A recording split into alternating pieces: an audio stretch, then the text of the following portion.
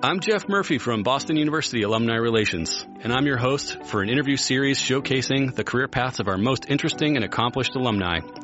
Welcome to the Proud to Be You podcast.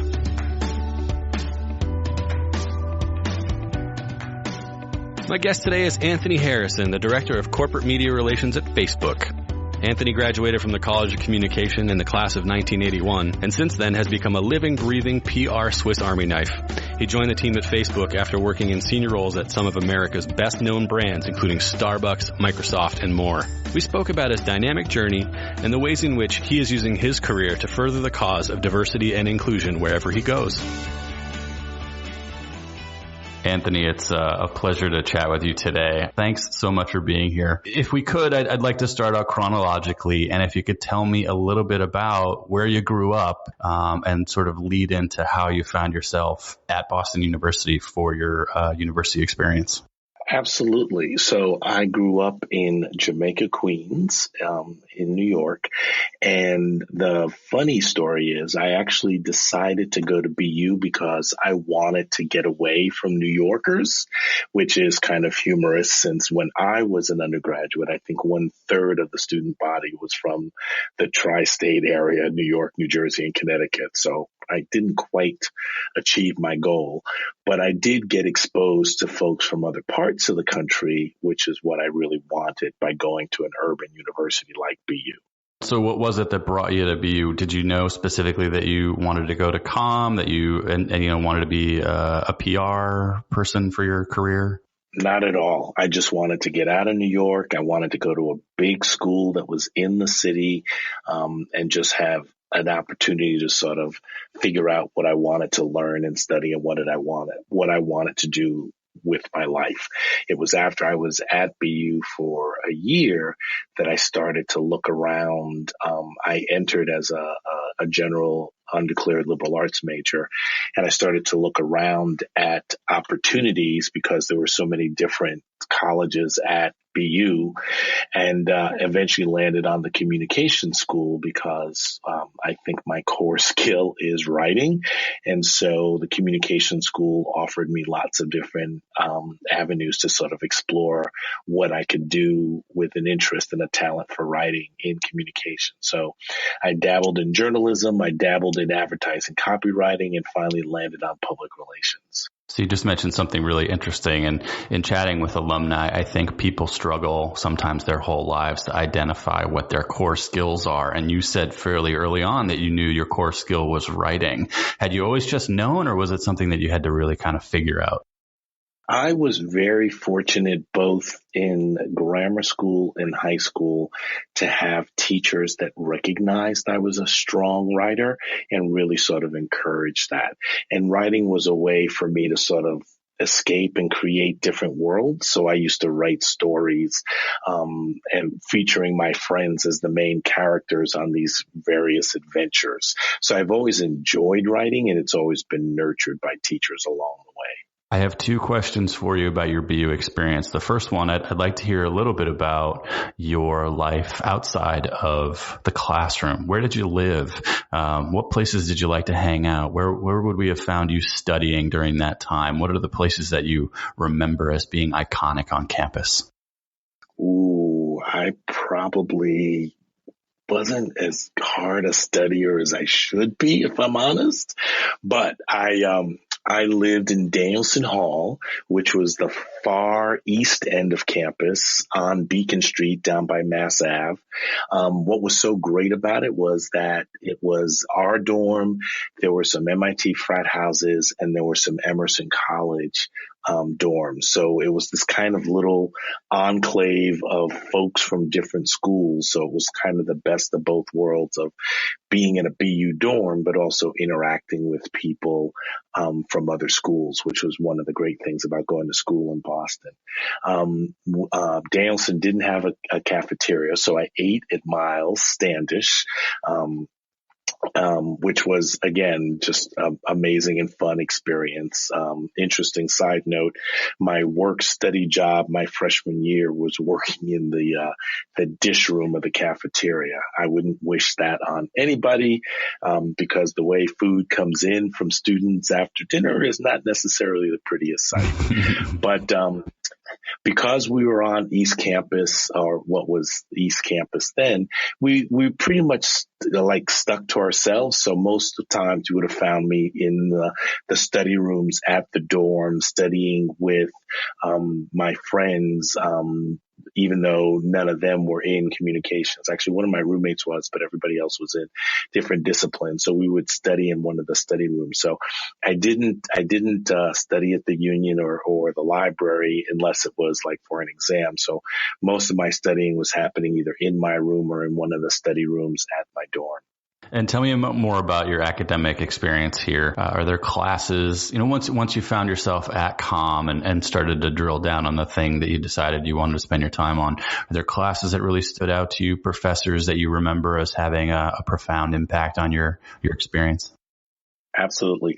Probably the most profound experience was, as I mentioned, I took some classes in journalism, took some classes in advertising copywriting, actually did an advertising copywriting internship, but none of those felt quite right. And so I took the classic, I don't remember the exact name of it, but it was PR 101, the sort of introductory class to public relations.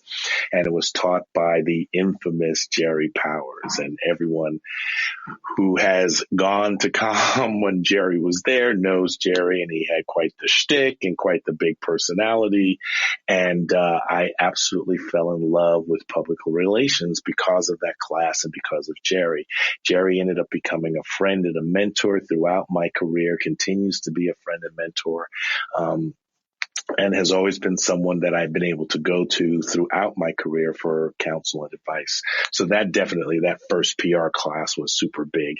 The other one that was amazing, which just celebrated a significant anniversary, was PR Lab. And so PR Lab was the student-run PR agency within the communication school. And so that was amazing because I got to work with some small businesses and some local nonprofits and actually do PR as opposed to the theoretical of class, but actually working on writing press releases, working on talking to reporters, working with clients and developing plans and stuff. So that was the other class that really sort of stood out in my academic time in the College of Communications. So knowing you as I do, and I've been lucky to know you for a while now, it would seem to me that you've followed pretty much on a path that you had laid out for yourself while you were an undergrad. When you think about who you are now, and you look back at who you were then, would college Anthony be surprised to see how your career has transpired? I actually think college Anthony would be surprised because adult Anthony, while adult Anthony has been in this field for many years, many decades, in fact, college Anthony couldn't have imagined where that journey would have been. College Anthony was very content to stay in Boston and would be very surprised that adult Anthony had lived and worked all over the country and the world. College Anthony would have been surprised at the variety of companies that adult Anthony has worked for and the things that adult Anthony has done. And I think that's because I've always been open to the possibility of different things as I've grown and matured personally and professionally, and have always been willing to sort of take a risk or take a chance and try new things. And I think college Anthony would have been surprised that adult Anthony was that adventurous. One of the things that I think our recent graduates, our young alumni, would often want to know about from other alumni is how you made the decisions of what to do once you had your degree in hand and it was time to leave CommAv. That's a good question. I talked to a lot of people I talked to professors. I was very fortunate to get connected with a few alumni in my field, and I took advantage of that. I took advantage of all the resources that the school had in terms of helping me find a job. And I was, again, I think I was focused on finding a job in a broad sense where I felt I could continue to learn, because I certainly knew that early in my career that there was still so much more I needed to learn. And so I wasn't focused on, oh, I must get this type of job with this specific type of company. I was just like, let me find a job at a company where I'm going to be able to continue to learn, where I'm going to work with people who are willing to teach and mentor me, and where I can sort of continue, I guess, my education, because I knew I wasn't done yet.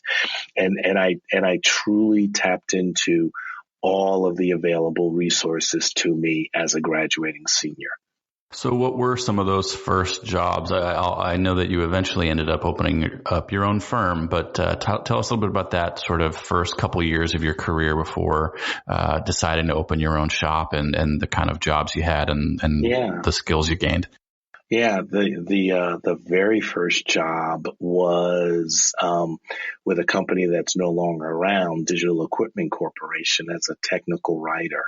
And what was so great about that job was I worked with some really great people that took me under their wing and helped me to learn what it was like to be a professional and what it was like to work in an office and all of that stuff. I bounced around a little bit. I did some agency work.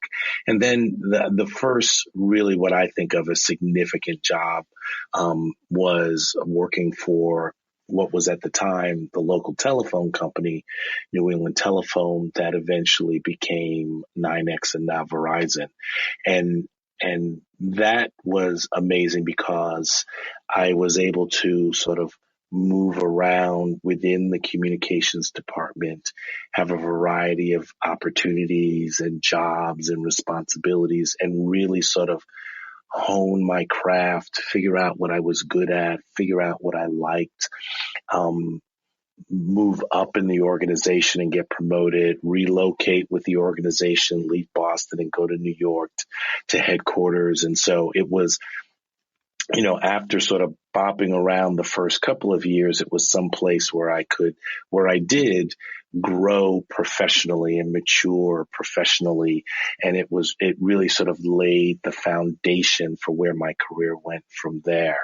So, it enabled me to land jobs eventually at companies like Starbucks and Microsoft and LexisNexis and Disney and the New York Times. And so it was that sort of foundation work that I got from my time at Verizon that sort of led to that. So, and I've always, when I've thought about or explored or looked at what the next opportunity, it was always about, well, how can I expand my portfolio of skills? How can I challenge myself to do something that I maybe am not super comfortable with? I'm always that person that actually likes kind of being thrown into a situation where I'm not completely comfortable and I don't know everything, and sort of diving into the deep end of the pool and figuring it out and stuff like that. And so I've always looked at, those kinds of opportunities. That eventually led me to having my own consulting firm for a couple of years, because by that point in my career, I had figured out what I liked, what I was really good at, and was consulting with the kinds of companies and clients that I wanted to work with, doing the kind of work that I really, really wanted to work, which I think is the beauty and benefit of consulting. So I'd be curious to know, it's obviously interesting. You had this, fork in the road where you could continue to work at some of these great, amazing companies that you've worked at, or start your own firm. And that's a pretty big decision that I think a lot of our listeners would want to hear more about. What advice do you have to share with folks who might find themselves in that position? Do I stay on this path, or do I take a bold leap and start my own firm? Yeah, it does ultimately come down to sort of a very personal decision. And I think it's about, it's what are your priorities? I mean, I decided to do consulting because I wanted more balance in my personal and professional life. And I wanted to have more control over my professional life. And so by going into consulting and starting my own firm, which I always intended to be a solo practitioner, I wasn't interested in building a business. That's a whole different discussion that people have with themselves. But I was very clear that I wanted to be a solo practitioner because being a solo practitioner gave me the flexibility that I ultimately wanted by being a consultant. It gave me the flexibility to work with the companies and people that I wanted to work with, to do the kind of work that I wanted to do, and to work as hard as I wanted to work, because I was at a point in my life where I wanted to have more time for my personal life, for my family, et cetera, et cetera. And so for me, it was a lifestyle decision. It was the ability to still do work that I found interesting and challenging while also having the time to spend time with my husband and spend time with my family and that kind of thing. So I think I think when someone comes to that fork in the road, it's really thinking about what's most important to you at that point in your life. What really motivates you to get up and out of bed in the morning, and looking inside yourself to sort of figure that out for yourself, because what gets me up in the morning is not necessarily going to be what gets somebody else up in the morning. There's two things on your LinkedIn profile that I wanted to ask you about. One of my goals for this podcast and in talking with all these great alumni is to help them understand the skills that they would need to be successful in any given industry. I should say skills and personality traits. And so one of the things that you say on your LinkedIn profile is that you love the power of words. Is that a prerequisite for anybody who's interested in going into PR, communications field, that sort of thing?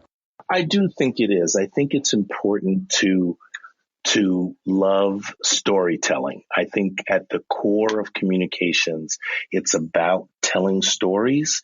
And so you have to be passionate about telling stories. And I think that is sort of at the core. And I think of myself as an amazing storyteller and someone that can weave a story that will interest people, that will entice people, that will encourage people, that will empower people, all those kinds of things. So I think that is definitely at the core. You said that you're a great storyteller, and you're right. I've been lucky enough to hear you tell a couple stories, and you do a really great job with that. The other thing that I'll agree with that you list on your LinkedIn profile is you say, if we meet, you'll never forget me. I absolutely think that's true. I'm not sure I will ever forget you, Mr. Harrison. But is that a prerequisite for being really successful in PR, being that kind of individual? Ooh, that's a good question. I think so. I think it's important you find out what makes you stand out. If you're going to be asked to promote and publicize someone else, you should be able to do that for yourself equally as effectively. So you made the decision after having your own business to close it up and go work for Facebook. Can you tell us a little bit about that decision? It is interesting that at this point in my life and my career, when people are trying to figure out how to dial it down and slow it down, that I would do the exact opposite and go running into the burning building. Well, we should say your title at Facebook, you're the director of corporate public relations, corporate media relations. So, thank you. Yeah.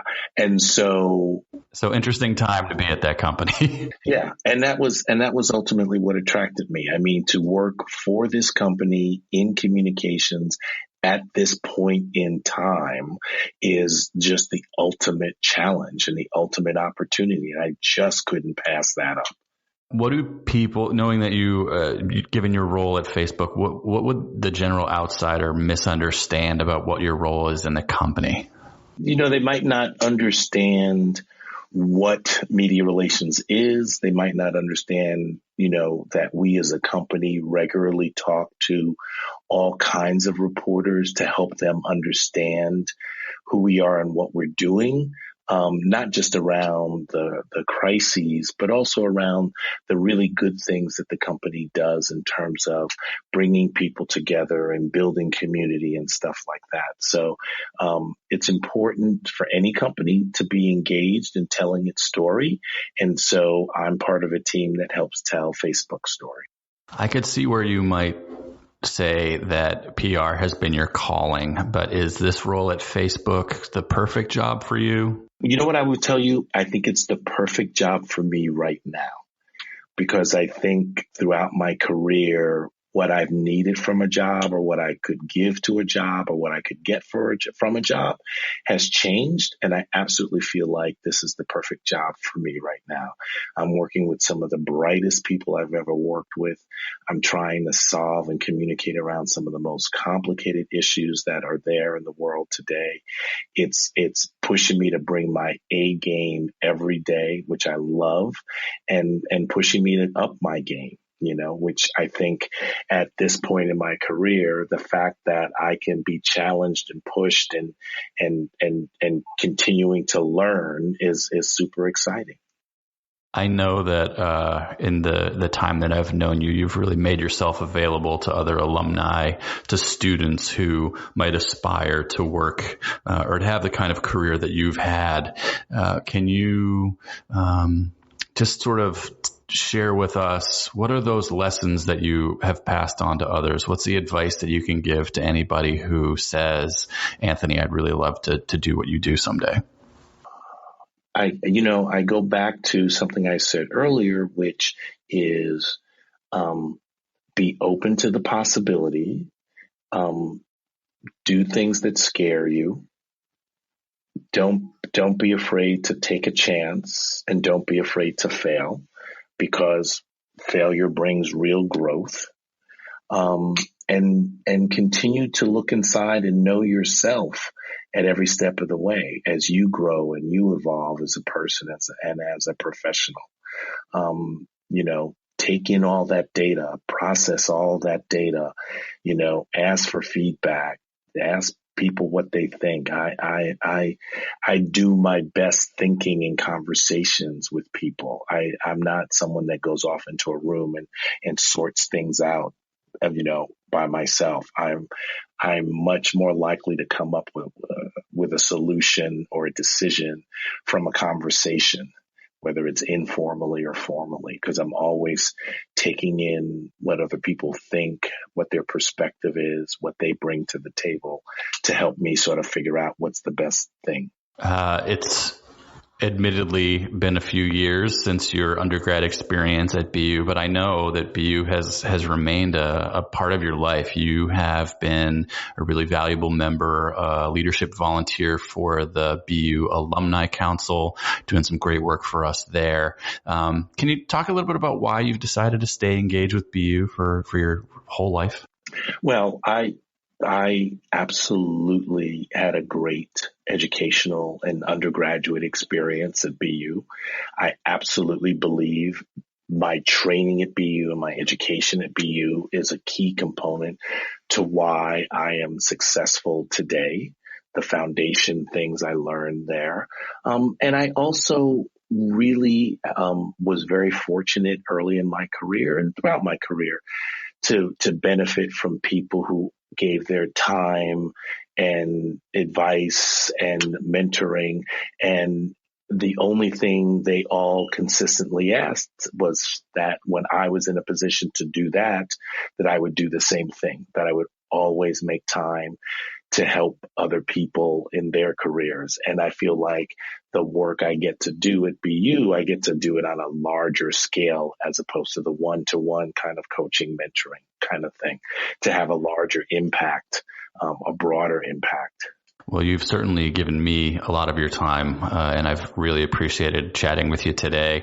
Thank you for this. Thank you for all that you do for BU. And again, I really appreciate you doing this for us, Anthony. Sure, no problem. Always happy to do it. I love BU and I love doing stuff like this. All right. Thanks again.